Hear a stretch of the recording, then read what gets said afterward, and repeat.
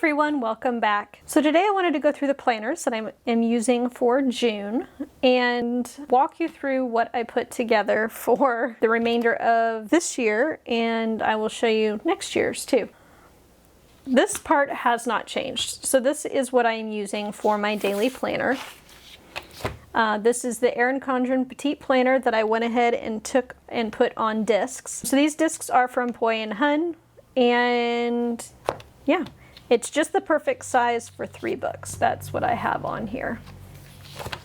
So the first book is the Daily Planner, and I've been using this since toward the end of April, and I actually really like it. For what I'm doing right this moment, it's enough. I think when I get back to actually going back and forth to the office, I don't think it'll be quite enough, and so I'll show you what I will be doing in July. But setup is pretty much how it's been. I've moved a few things around. If you watched my weekly review, I talked a little bit about this. So the first section here is wellness. Second one is now home. I flip-flopped home and work. Work, I don't have a problem paying attention to, so it's fine here at the bottom. But when home was here at the bottom, I found myself not looking at it. So I flipped them so that way home is a little more in my face. So I actually just finished recording the last half of the video that's going up. It'll be the one going up before this one. So that I can check off. So anyway, this is normally what it looks like. I've actually got some Planner Kate stickers and converted this little checklist section to a timed section. And that is working really well.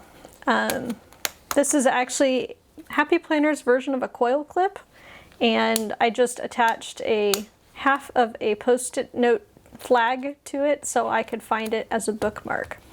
So that is there. I have part of my goal setting inserts in before the month. I will show you where this moved to for June. But I do have the monthly, just a basic layout in here. At the end, I have some routine notes and things like that, just so I have it. The next section is a wellness log that I have not been keeping up with. Same thing with the gratitude journal. I have not been keeping up with that at all either. So mostly I'm just using this for the daily Petite planner. All right, so I got brave and I recoiled my planners. So what I ordered for 2020 and 2021, so basically the next 18 months, was a neutral hourly. And then I also ordered a daily duo for the next year. That's 2 books for the next year, which gave me 3 planners. And as I was kind of setting things up for July, I realized that I would not want to be carrying 3 planners, or actually be carrying 2, but I'd be updating 2 monthlies. So I hemmed and hawed about the best way to do this, because I have had luck with just clipping the pages kind of right along the coil, so you can pull it in and out, kind of like a Happy Planner style, or what I do with my ring pages. You will notice the top of this is popping up a little bit. I will tell you what I'm taking out, but I will be taking June out when June is past, and that will give me a little more room. But I did want to walk you through kind of what the setup is currently. So this obviously is from the neutral hourly, as is this page. This whole section is still from the neutral hourly. Yes, this looks a little crazy because I just circled things in pencil for right now. I have not done anything with this yet. Not entirely sure what I will do with it. I did start to put in my goal setting pages in here. I think I am going to keep these. I printed these on thicker paper. This is not the 20-pound paper. It's either 28 or 34. So this is a little bit, it's a smoother paper than the Erin Condren. I think Erin Condren is like 60 pounds, so it feels like about half the weight, but it still feels substantial enough that it's not like going from Erin Condren paper to like copy paper, which would be a dramatic difference. So I have the section for quarterly objectives. I have not had a chance to fill that in yet. And then I have the June. So this page, because both the hourly that I ordered and the daily duo start in July, this first section here is actually from my deluxe monthly, which is why the pages are in a slightly different order. So this has the dashboard first and then the monthly layout. These are the ones that I actually snipped because I was not going to recoil also 4 planners for 1 month. So I just snipped the pages out and tucked them in. It is staying in pretty well. I did have issues getting this bottom part of the coil bent back to be in line. So I did just end up cutting the very last little bit off of the bottom of a lot of these pages because until I got it figured out, the little end pieces were hanging out and looked kind of weird. So anyway, so in the dashboard, I went ahead and put the June monthly pages for my goal setting inserts. I did print these as Erin Condren size. The font is actually fairly close. So if there's interest, let me know. I can see if I can get a commercial license for this font, and then I can actually put these in my Etsy store as printables. So I have that. I have this section here that I may or may not use. I'm not entirely sure because a lot of this information will be on this page. Then I have my month. So again, since this is from my deluxe monthly, this has the sticky notes and stuff for when I'm posting videos. I've actually started filling things in pen. I'm taking a leap of faith in doing that. And then I actually glued the page after this, which was a notes page, and the page before this together, so they would stay together. So what this actually is from the hourly, from the 2021 section, because I had already cut out, in order to save room, July through December. So this is August, that I am basically, since I have a bunch of planner kits anyway, I'm just redating for June. Now the reason I picked August is because August has no holidays. So I don't have to worry about whiting anything out up here that might be hanging up above the sections that might not be covered.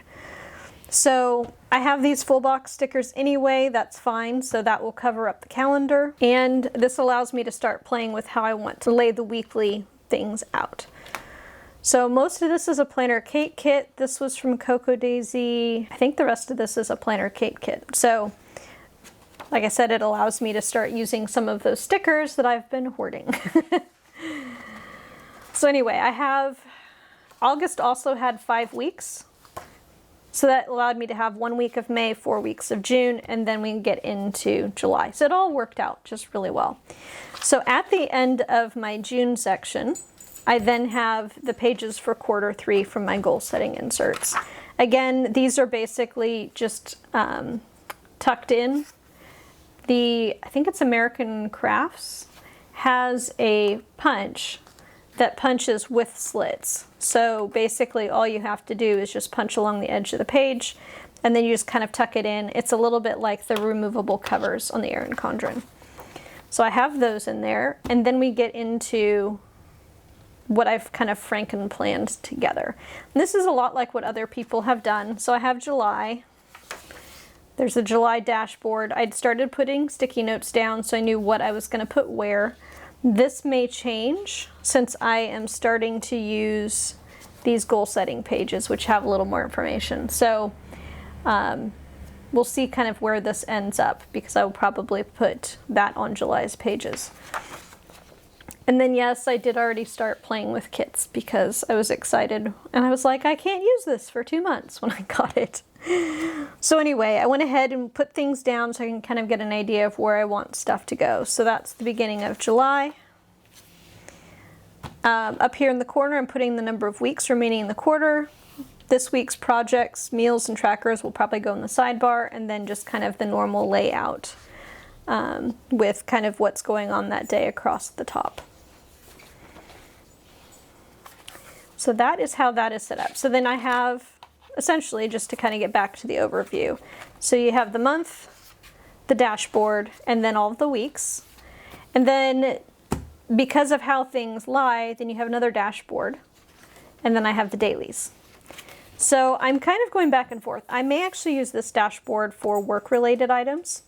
Again, I have a two-page dashboard essentially, because I have the notes page from the last bit of the month, the hourly layout, and then this dashboard page from the daily pages. So I basically have two dashboards, so I can use one for home, one for work, and that actually might work out really well because I can use it to break down some projects and things like that. So after the second dashboard, then you have all the daily pages. And then at the end of that, you have another notes page, which I don't know what I'm doing with this yet, because the reason I say that is at the end of I don't think I have it in here, when I was planning on using the Deluxe Monthly for my content planner, that last page of the month was basically going to be a recap of how the month went. I still want to keep that information. So instead of having it at the end, it may actually go on one of these pages here. So this may be for planning for my content, for my Etsy and YouTube channel, with an insert that's kind of like an overview of everything, and then I would use this dashboard here more for work-related things and notes and that sort of thing. I was interested in putting notes pages in, but I think it might be too much. The other person I know that kind of frankenplanned everything together but added notes pages, she has 4 books. So there's one for each quarter. Right now, I don't mind the thickness. I know I'm going to be putting stickers in. I mentioned I'm taking June out, so that will take out this many pages here. So that will give me some extra room. Now, part of the reason I don't mind is because I'm left-handed. So because it is so full, I'm not dealing with what normally happens where when I'm kind of like rocking on the coil. Everything is so full that when I flip it around, it's basically flat, and I like that. So that's part of the reason I don't mind it being stuffed, is because it actually allows me to write a lot easier in it, which gets rid of the reason why I was so irritated with the coil in the first place. So that being said, back to the flip through. As I mentioned, we have a notes page at the very end of the month. Then you have the next month. Post-it notes that don't stick very well. Another dashboard. The hourly pages. Another dashboard. And then all the daily pages. And then you have the notes page at the end of the month. So sometimes everything is all together, but in this instance, the 31st carries forward. So they don't ever kind of leave a page hanging, so you don't end up with like a page here and then like 2 notes pages. Basically what they did is if the ending day of the month is on the left page, they're going to put it in with the following month, which is fine. I don't mind it at all.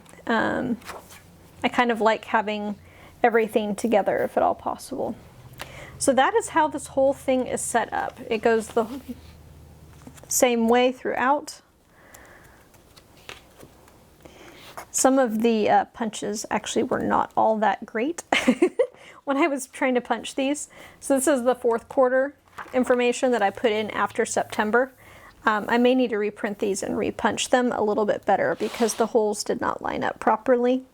Somewhere in here there's a hole that's extra wide and then it pushes everything else off kilter. So that's the problem with punching only 4 little things at a time, is it's easy to get off of the pattern. Alright, so we have November, December, and then at the end we have notes. And these are just the notes pages that came with the hourly. So I think there's just 4. Right now I just have sticky notes on here, notes about my workday startup and shutdown routines, ones where I was kind of making it. These are ones that are getting more finalized. After that there's the contacts section, which I don't know if I will use. Most of this stuff I actually keep digitally. Then there's the 2022 section, which I understand this is like 2 years out, but this may be something that I will clip out of this because I'm not going to uncoil it for 2 pages, and tuck into the back of the next year's planner. So I do have this, which I have some meeting notes for National Apartment Association meetings, which are scheduled several years out. I have a thing of sticky notes, which also is adding some bulk to it, so I could take that out if I needed. The pocket folder here, and then that's the end of that planner.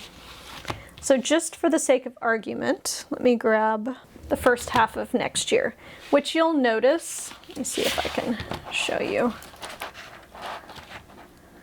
One, it doesn't have all these little bookmark things tucked in. This is actually a little bit thinner because it doesn't have, well, 1, the sticky notes, 2, the bookmarks, 3, it doesn't have an extra month in it.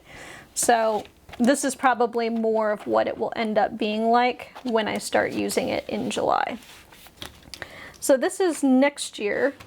So what I did is I took the colorful page from the Daily Duo, and then the January to June 2021 from the Daily Duo, as well as the starting colorful pages. So I have 1 colorful tab, which, to be honest, because it's a cool toned color, doesn't bother me. If it was like a red or an orange, I think it might bother me. But because it's a cool toned, it kind of blends in a little bit. So this has the 2022 forward-looking calendar on it. So I may not need the other one. I don't know, we'll see. And then again, I took the months and all of the weeks from the hourly, followed by all the pages from the daily ending notes page. So it's the same thing for all of these. So we get into June. So June is the last month that has the hourly and the dailies. So what I did, and honestly, if you think about it, this is actually, so if it gets too thick, this is actually, oops, what I need to keep here. This is all fluff, because what I did is I took all of just the monthlies from the hourly planner, which is what I had done anyway. This is where I stole the hourly pages out of to go stick it in the other one. Then I just have the monthly pages for the rest of the year. So that way, if I need to do any forward planning, I have all the months for the rest of the year. So I can go ahead and write that information down, and then because I usually get a new planner in July or whenever they launch, if I really love this, I'll get another one and do the same thing. Although who knows, maybe they'll change it to where they do something similar for us set already. In this one, because I did not have any notes pages left, I took some note pages that I had. These are ones, so this, when I haven't really screwed things up, the pages that are kind of like taken out, they lay down really flat. So the other ones have been taken in and out quite a few times, which is why they're starting to look a little garbage. So anyway, I have note pages here at the end. I think I have 4 pages, it's something. I have just the ending page from the Daily Duo, the colorful folder, and then the back cover. So this is January, essentially through December 2021, but it's just the weekly and daily pages through July.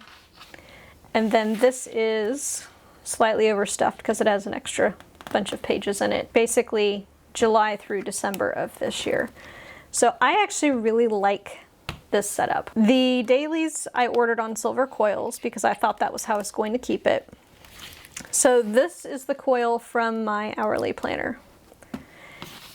This is a coil from, I had 2 previous 18-month planners that I ordered with a gold coil. This is actually one from 2018-2019, which I was fine to uncoil very carefully because that was actually the one that I got when I was at Go Wild in Austin, and I kept everything because the cover page here, Erin Condren actually wrote my name in it because I got it at her store the day that we had like a thing there, and she was writing people's names in their books. So This one was already a little chipped, coil-wise. There's maybe a little bit of extra chipping at this point, but this coil is also 2 years old. So this is this year's coil, and it did not chip at all when I moved it around, and I have really monkeyed about with it.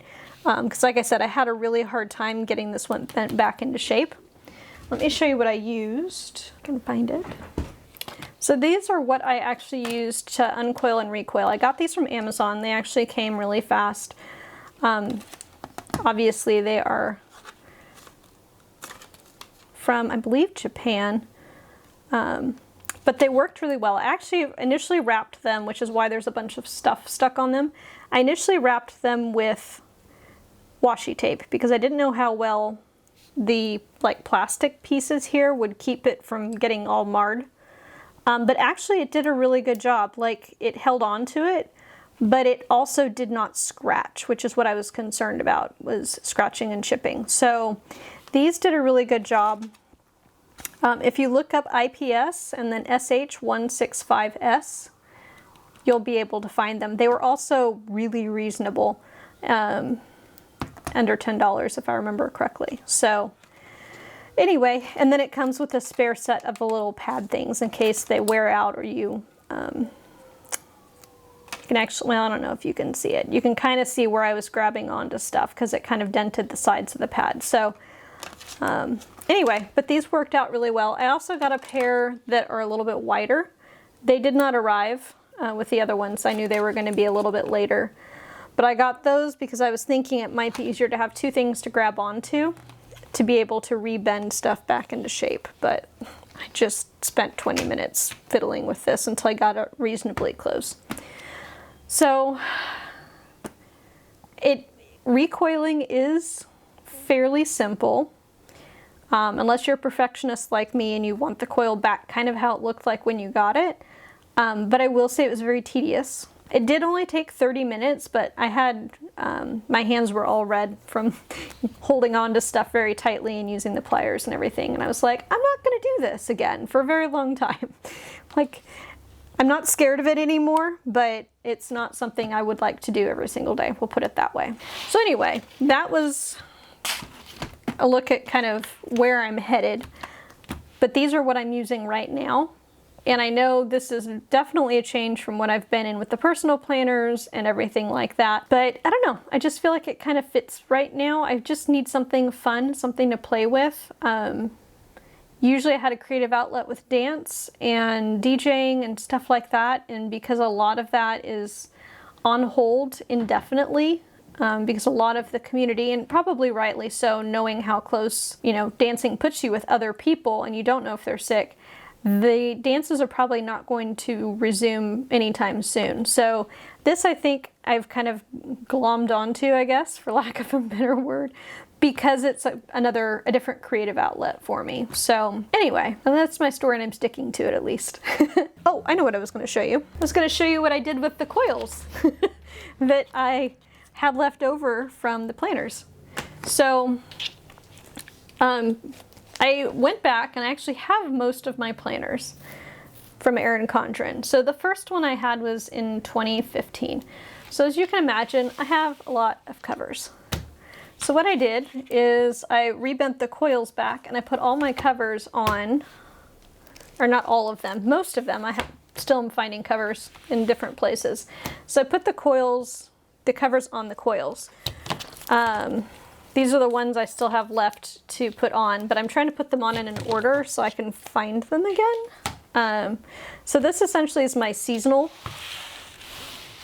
set. So this one I thought was really fitting, I would say, for like New Year's. So I stuck it at the beginning. This one was kind of a Valentine's, and then I have a lot of summer coils. So this was not Erin Condren. I got this on Etsy. Same thing with this one, which if I remember correctly, I want to say Harry Potter's birthday is July 31st, so that's why I put it after the July 4th one. Back to Erin Condren covers. Some of these are no longer available. There's a few that I wish I had gotten but didn't. This is actually one of my favorites here. I love the colors on this one. And then you get out of summer into the fall. So I have a Thanksgiving one. And then these are the Christmas ones that I have. So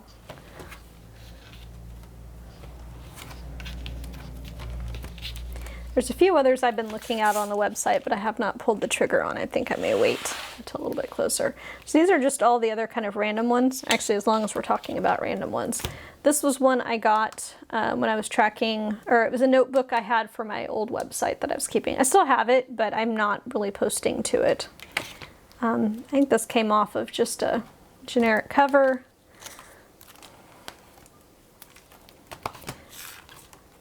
I have, actually, ironically, I have two of these. I think I was using these as covers on notebooks. So I had two matching ones. I love the teal foil on this one. It's so pretty. So there's that. This is one that's still currently available. Same with this one. I think this one is too. This was the layers cover, the blank one that came on that second Daily Duo.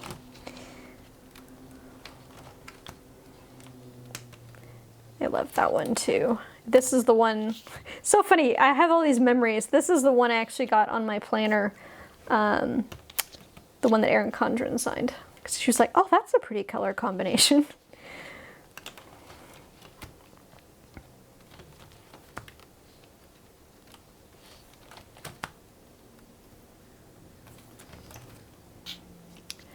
I really love this one. The only thing I'm kind of sad about is that my name is a little, it's not pixelated, but it's kind of fuzzy. So I wasn't sure, the whole picture's a little fuzzy as well.